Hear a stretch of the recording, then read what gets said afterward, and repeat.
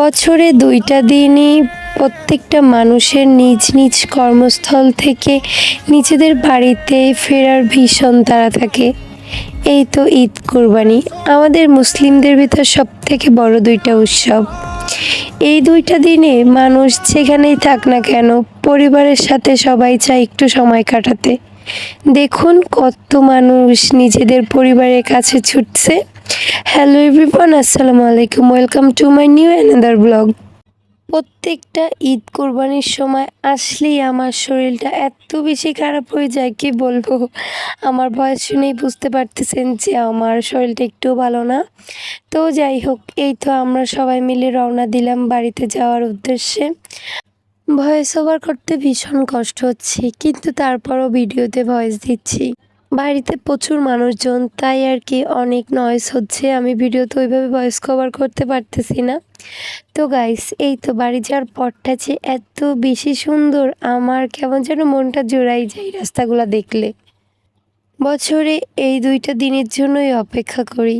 সবাই একসাথে হব, বাবা মা ভাই বোন আত্মীয় স্বজন সবাই মিলে একসাথে সময় কাটাবো, একসাথে ঘুরবো খাবো, কত মজা তাই না? তো দেখতে দেখতে এই তো আমরা রূপসা ব্রিজে চলে আসছি। মাশাল্লাহ, ভিউটা যে কত সুন্দর তা তো আপনারা দেখতেই পারতেছেন। আশেপাশে কোনো যানবাহন সেরকম একটা ছিল না, ছিমছাম পরিবেশ, অনেক বেশি ভালো লাগতেছিল। একটা বছর অপেক্ষা করতে হয় এই দিনটার জন্য। সবাই একসাথে হব, কত মজা কত আনন্দ করব তাই না?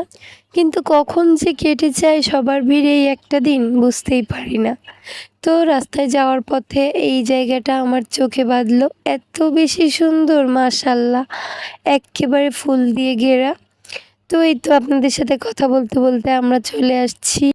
এই রোডটা দেখলেই কেমন যেন মনটা জুড়িয়ে যায়। এখান থেকেই তো আমাদের বাড়িতে যেতে হয় তাই না?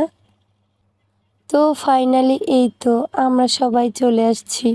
আর এদিকে আমি একটু মিররের সামনে দাঁড়িয়ে ঢং করতেছি। এখন হচ্ছে আম্মুদের বাসায় যাব। আম্মুদের বাসায় আমার ফুপিরা সবাই আসছে, সব কাজিনরা আসছে। তো ওদের জন্য একটু খাবার টাবার কিনে দেন, আমরা যাব। বাজারের ভিতর এত পরিমাণের ভিড়, আমি তো ভ্যান নিয়ে যেতে পারতেছিলাম না।